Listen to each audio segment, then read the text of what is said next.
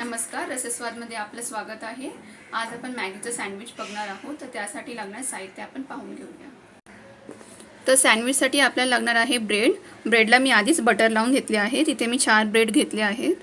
कांदा, मॅगी मसाला, गाजर हे ऑप्शनल आहे, तुम्हाला नाही वापरायचं तर तुम्ही हे टाळू शकता। कोबी, ही शेजवान चटणी घेतली आहे। हे पनीर आहे, हे घरगुती केलेलं पनीर आहे। चवीपुरतं मीठ, टोमॅटो सॉस आणि पिझ्झा टॉपिंग मी वापरत आहे।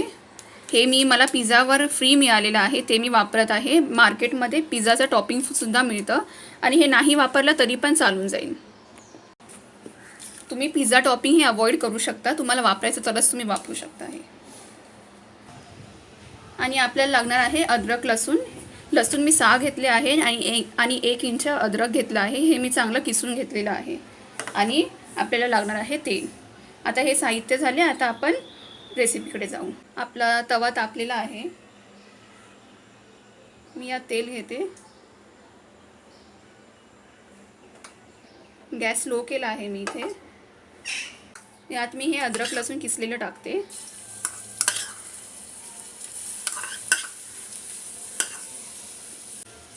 याला आपण चांगलं भाजून घ्यायचं आहे अद्रक लसूणला। तर आपली अद्रक लसूण चांगलीच भाजली आहे। यात आपण आता कांदा घालणार आहोत। अद्रक लसूण जवळजवळ 2 मिनिटात परतली तर ते शिजून जाते। मीडियम फ्लेमवर करायचं ते। यात आता कांदा घातला आहे, आपण थोडं मीठ घालूया यात।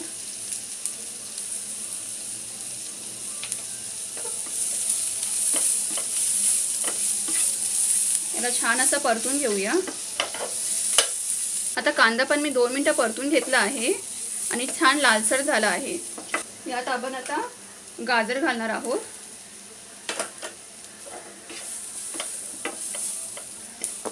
गाजरला अर्धा मिनिट झाला आहे भाजून घेतल्यावर। कोबी, आता मी कोबी टाकणार आहे। गाजर आणि कोबी आपण जास्त शिजवणार नाही आहोत, ते थोडी कच्चीच ठेवणार आहोत। हे मी प्लेटिंगसाठी ठेवलेले आहे। यात आता मी पिझ्झा टॉपिंग टाकणार आहे।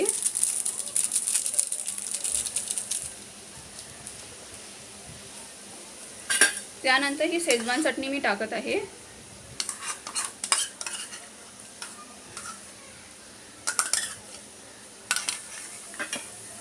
आता शेजवान चटणी मी आधीच टाकली आहे, तर त्यामुळे त्यात थोडा तिखटपणा तर येईलच। तुम्हाला अजून जर तिखट हवं असेल तर तुम्ही हिरवी मिरची यात कापून टाकू शकता। हे जरा आपण परतून घेणार आहोत।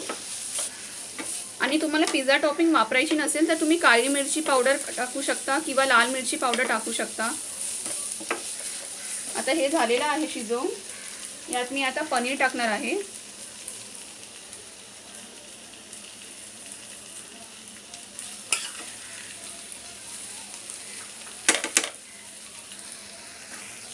साधारण 50 ग्रॅम पनीर आहे, हे मी घरीच केलेलं आहे। आणि यातलं पाणी मी पूर्णपणे काढलं नाही, कारण की आपल्याला थोडा क्रीमी फ्लेवर हवा याचा। आणि थोडा टोमॅटो सॉस मी टाकत आहे यात। तुम्हाला जो सॉस आवडत असेल तो तुम्ही वापरू शकता यात। आता हे मी परतून घेतलंय छान आणि हे आता मी साईडला काढून ठेवते। आता आपण जशी सुकी मॅगी करतो तशीच करून घ्यायची आहे। पाणी तापल्यावर मी यात मॅगी टाकते। आता ही मॅगी छान शिजली आहे। यात आपण ते मिश्रण तयार केलेलं घालणार आहोत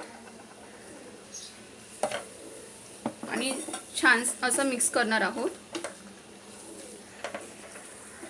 आता यात घरगुती पनीर ॲड केल्यामुळे त्याचा खूप एक क्रीमी असा फ्लेवर येतो याला आणि टेस्ट पण खूप सुंदर लागते त्याची। हे तयार मिश्रण आता आपण या ब्रेडमध्ये भरणार आहोत। या ब्रेडला मी आधीच बटर लावून घेतलं आहे। याला अशी चीजची पण गरज नाही लागत, कारण की आपण क्रीमी फॉर्ममध्ये पनीर यात यूज केलं आहे। आता हा एक सँडविच इथे तयार झाला आहे। आता मी हे 2 सँडविच तयार करून घेतले आहे आणि गॅसवर तोच मगाचाच पॅन ठेवला आहे आणि यात आपण ते थोडं भाजून घेणार आहोत सँडविचेस। तोच पॅन वापरले कारण की याचाच फ्लेवर मग त्या सँडविचच्या बाहेर पण थोडी कोटिंग येईल. आता आपण सँडविच टोस्ट करून घेणार आहोत. यासाठी थोडं तेल घालूया आपण पॅनमध्ये.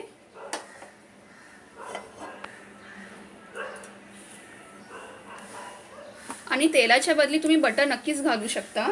मी ते तेल वापरत आहे कारण काय तेलाने कुरकुरीपणा येतो आणि बटरने सॉफ्टनेस येतं.